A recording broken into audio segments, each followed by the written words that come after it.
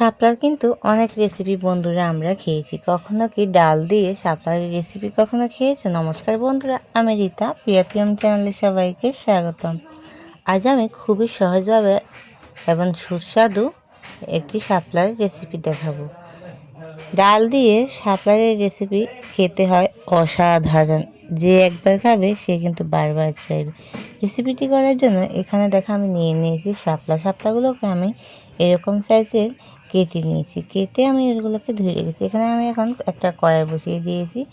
কড়াইতে আমি এখন দিয়ে দিচ্ছি হচ্ছে কেটে রাখা শাপলাগুলোকে আমি বন্ধুরা এখানে 2 মিনিটের মতো ভাপিয়ে নিব। খুব বেশি একটা কিন্তু এখানে ভাপাতে হবে না। আমি 2 মিনিট শাপলাটাকে ভাপিয়ে নিয়েছি। আর এই ফাঁকে আমি নিয়ে নিয়েছি হচ্ছে ডাল। আমি এখানে 1 কাপ পরিমাণ ডাল নিয়েছি।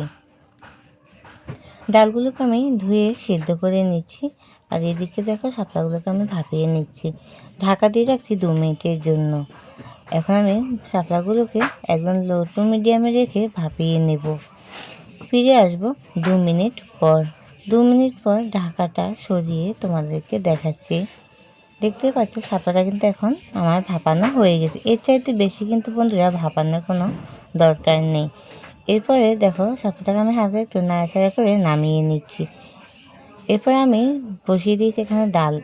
ডালটাকে কিন্তু আমি আগে বসিয়ে দিয়েছি সিদ্ধ হওয়ার জন্য।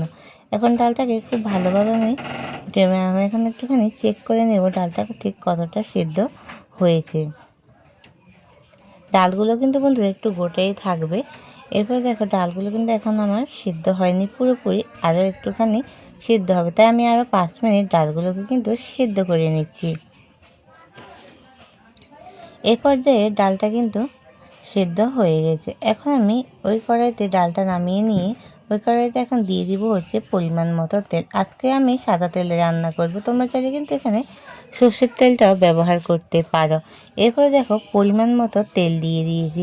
তেলটা গরম হয়ে যাওয়া পর্যন্ত একটু অপেক্ষা করে এতে দিয়ে দিব হচ্ছে শুকনো লঙ্কা। দিয়ে দিচ্ছি এখানে 2টো শুকনো লঙ্কা। আর দিয়ে দিব হচ্ছে একটা তেজপাতা। শুকনো লঙ্কা আর তেজপাতাটাকে আমি হালকা একটুখানি ভেজে নেব। আমি 10 থেকে 15 সেকেন্ডের মতো শুকনো লঙ্কা আর তেজপাতাটাকে ভেজে নিচ্ছি। এরপর আমি এতে দিয়ে দিব হচ্ছে আধা চা চামচ গোটা জিরে। অবশ্যই বন্ধুরা এখানে গোটা জিরেটাই কিন্তু ব্যবহার করবে। পাঁচফোড়ন দেওয়ার কোনো দরকার নেই। গোটা জিরেটা দিয়ে দিয়েছি। দিয়ে আবার এটাকে আমি 10 থেকে 15 সেকেন্ডের মতো কিন্তু বন্ধুরা ভেজে নিচ্ছি।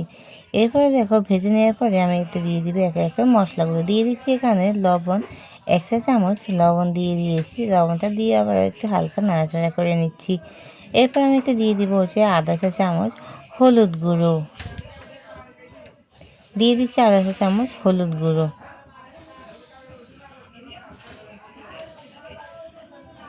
এরপর আমি এতে দিয়ে দিব হচ্ছে মশলা। দিয়ে দিচ্ছি লঙ্কা গুঁড়ো 1 চা চামচ।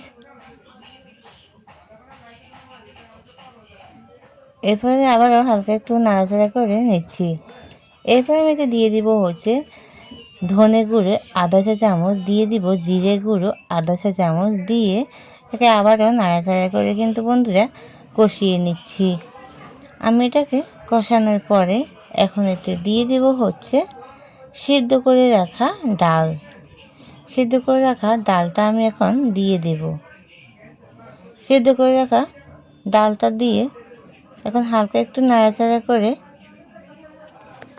এরপরে আমি এটার মধ্যে দিয়ে দেব হচ্ছে একটু যখন ফুটে উঠবে তখন আমি দিয়ে দিব ভাপিয়ে রাখা শাপলাগুলো। ডালটা খুব সুন্দরভাবে কিন্তু বন্ধুরা ফুটে উঠেছে। এই পর্যায়ে আমি এটাকে একটু নাড়াচাড়া করে মিশিয়ে নিচ্ছি। এখন আমি ভাপিয়ে রাখা শাপলাগুলো দিয়ে দিচ্ছি। ভাপিয়ে রাখা শাপলাগুলো দিয়ে আবার এটাকে আমি নাড়াচাড়া করে কিন্তু কষিয়ে নিচ্ছি। খুব ভালোভাবে ডালের সাথে কিন্তু শাপলাটাকে মিশিয়ে নেবে এভাবে করে নাড়াচাড়া করে। মিশানোর পরে দেখতেই পাচ্ছ এখন আমি এটাকে উঠাবো 5 থেকে 6 মিনিটের জন্য। আমি নাড়াচাড়া করে এখন ঢাকা দিয়ে রাখবো। আজকে আমার চ্যানেলে যারা নতুন বন্ধু আছো, ভালো লাগলে আমার চ্যানেলটি সাবস্ক্রাইব করে পাশে থেকো। পাশে থাকা নোটিফিকেশনটি অবশ্যই অল করে দিবে, যেন আমি ভিডিও দিলে সবার আগে তোমাদের কাছে নোটিফিকেশান চলে যায়। এরপরে দেখে আমি 5-4 মিনিটের মতো এটাকে ঢাকা দিয়ে রাখি। 5-4 মিনিট পর ঢাকাটা সরিয়ে তোমাদেরকে দেখাচ্ছি। এটা কিন্তু বন্ধুরা প্রায় আমার হয়ে এসেছে। এই রেসিপিটি কিন্তু খেতে হয় দুর্দান্ত। অবশ্যই তোমরা একবার বাড়িতে এভাবে ট্রাই করবে। খুবই কম মশলায় এই রেসিপিটি তোমরা তৈরি করে সবার মন জয় করে নিতে পারো। আমার ভিডিও যদি তোমাদের ভালো লেগে থাকে, প্রিয়জনদের সাথে শেয়ার করতে ভুলবে না। আর বেশি ভালো লেগে থাকলে বন্ধুরা একটা হাইপ করে দেবে। এরপরে দেখো এটাকে আমি আবার একটুখানি নাড়াচাড়া করে আবার ফুটিয়ে নিচ্ছি 3 মিনিটের জন্য। 3 মিনিট পর এটা কিন্তু বন্ধুরা আমার হয়ে গেছে। এ পর্যায়ে আমি আবার এটাকে কিন্তু একটু নাড়াচাড়া করে গ্যাসটা অফ করে দিয়ে এখন নামিয়ে নেব। আজকে আমার রেসিপিটি তোমাদের কেমন লেগেছে অবশ্যই তোমাদের সুন্দর একটি কমেন্টে বলে যাবে। সবাই ভালো থাকবে, সুস্থ থাকবে। দেখা হবে তোমাদের সাথে আবারও নতুন একটা রেসিপির সাথে।